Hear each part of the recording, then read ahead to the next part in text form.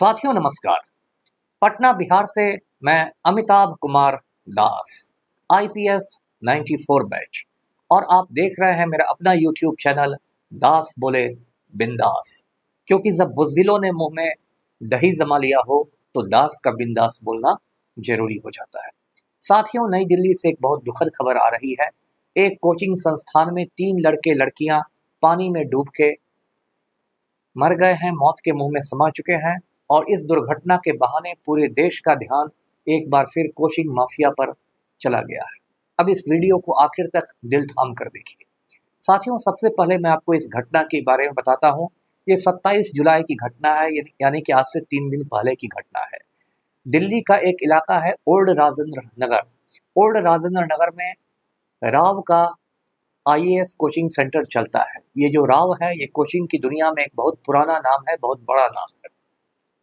अब ये जो कोचिंग सेंटर चलता था, इसके बेसमेंट में उसकी लाइब्रेरी थी। अब आप कहेंगे कि बेसमेंट क्या होता है, तो बेसमेंट को हिंदी में आप तहखाना कह सकते हैं। ये ज़मीन के नीचे का बना इलाका होता है। अमेरिका के तो ज़्यादातर घरों में बेसमेंट रहता ही रहता है। तो इसी बेसमेंट यानी तहखाने में पुस्तकालय चलता था कोचिंग सेंटर का, और उसमें शाम 6:30 के आसपास 20-25 लड़के लड़कियां बैठ के पढ़ाई कर रहे थे। उस दिन दिल्ली में बहुत बारिश हुई।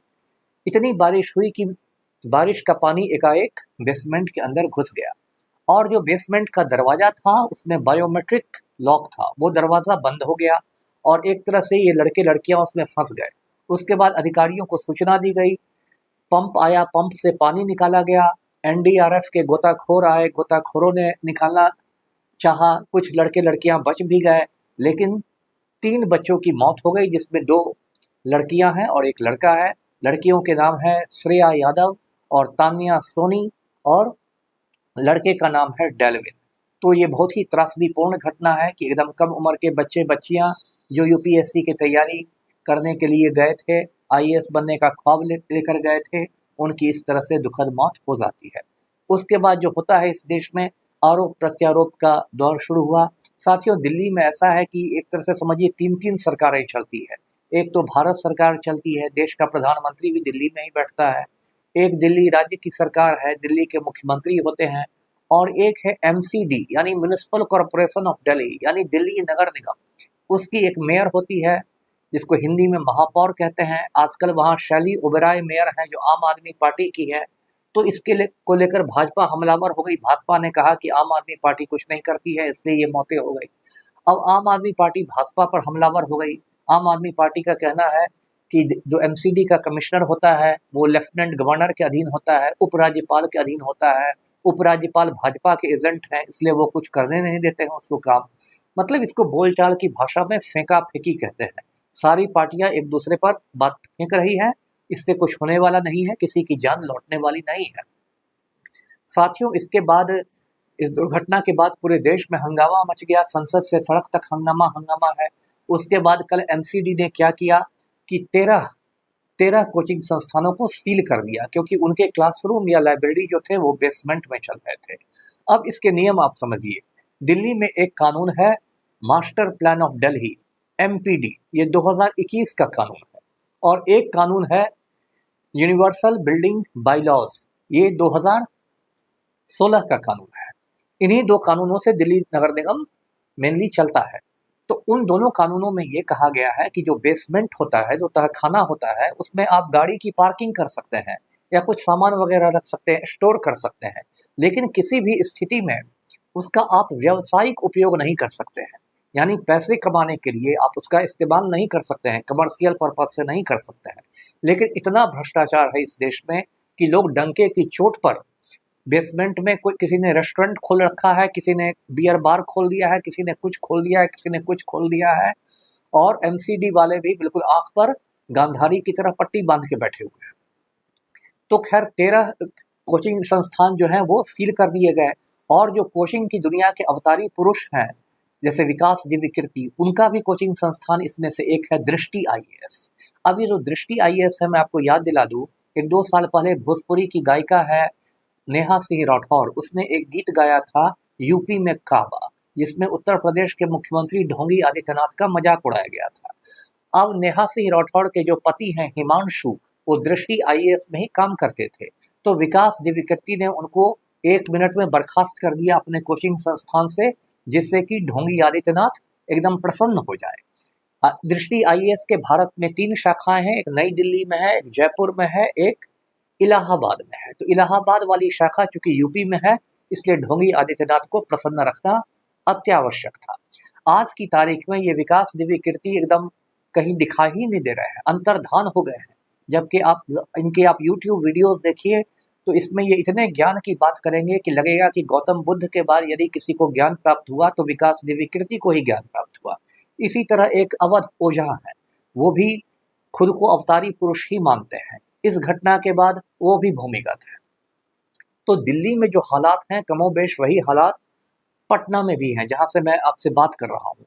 एक अनुमान के मुताबिक पटना में 19,000 कोचिंग संस्थान है, और पटना के कुछ इलाके हैं जैसे मुसल्लाहपुर, भिखना पहाड़ी वगैरह, वो तो लगता है वहाँ कुकुरमुत्तों की तरह कोचिंग संस्थान है। और पटना में भी कुछ बड़े बड़े गुरु पैदा हो गए हैं। कोई दरोगा गुरु है, कोई रेलवे गुरु है, कोई बीपीएससी गुरु, कोई यूपीएससी गुरु। ये लोग गुरु कम है, गुरु घंटाल ज्यादा है। मतलब इन्हें ज्ञान कम है लेकिन बिजनेस की समझ ज्यादा है, पैसा बनाना इनको बहुत अच्छी तरह आता है। एक तो दरोगा गुरु ऐसा दिखाते हैं खुद को हनुमान भक्त, लगता है कि डेली बजरंग बली से उनकी मोबाइल पर बातचीत होती हो। और इन सारे लोगों का भी यही धंधा है कि किसी भी मानक का ये लोग पालन नहीं करते हैं। ये जो घटना हुई दिल्ली की, उसके बाद जो पटना के जिलाधिकारी हैं वो भी ऑपरेशन खानापुरी में लग गए। उन्होंने तत्काल आदेश निर्गत किया सभी अनुमंडल पदाधिकारियों को, एसडीओ को, कि अपने अपने क्षेत्र के कोचिंग संस्थानों की जांच करके रिपोर्ट सौंपे। जांच के कुछ बिंदु बताए गए कि ये कोचिंग संस्थान निबंधित है या नहीं, रजिस्टर्ड है या नहीं, वहाँ यदि आग लग जाए तो क्या व्यवस्था है, निकास की क्या व्यवस्था है, वगैरह वगैरह।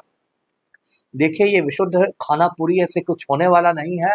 ज़्यादा से ज़्यादा यही हुआ कि कुछ भ्रष्ट अधिकारी जाएंगे कोचिंग संस्थानों में, ये कागज़ दिखाएंगे कि आपकी जांच का आदेश है, और कोचिंग संस्थान से कुछ पैसे तहसील के लौट जाएंगे। यही होने वाला है और कुछ नहीं होने वाला है।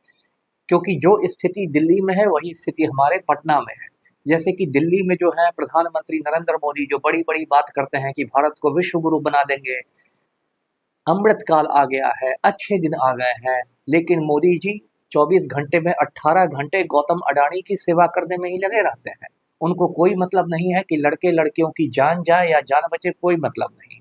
उसी तरह हमारे जो पलटू राम हैं वो 24 घंटे अनंत सिंह का हुक्म पालन करने में लगे रहते हैं, आनंद मोहन की चमचई में लगे रहते हैं। तो उनको भी युवा पीढ़ी से कोई मतलब नहीं है।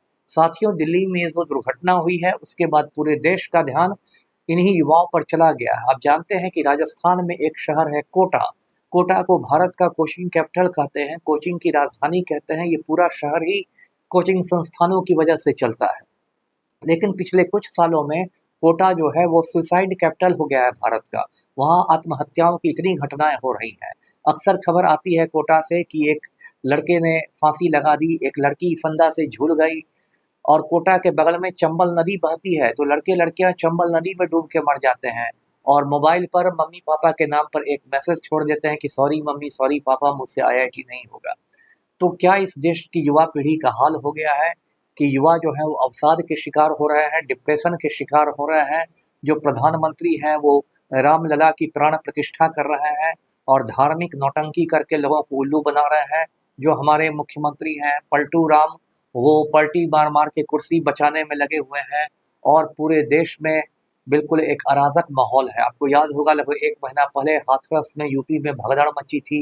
एक ढोंगी बाबा के प्रवचन के दौरान 125 लोग मारे गए थे, लेकिन आज तक उस हाथरस वाले खूनी बाबा की गिरफ्तारी नहीं हुई है, क्योंकि यूपी का जो मुख्यमंत्री है ढोंगी आदित्यनाथ, वो उसको बचा रहा है।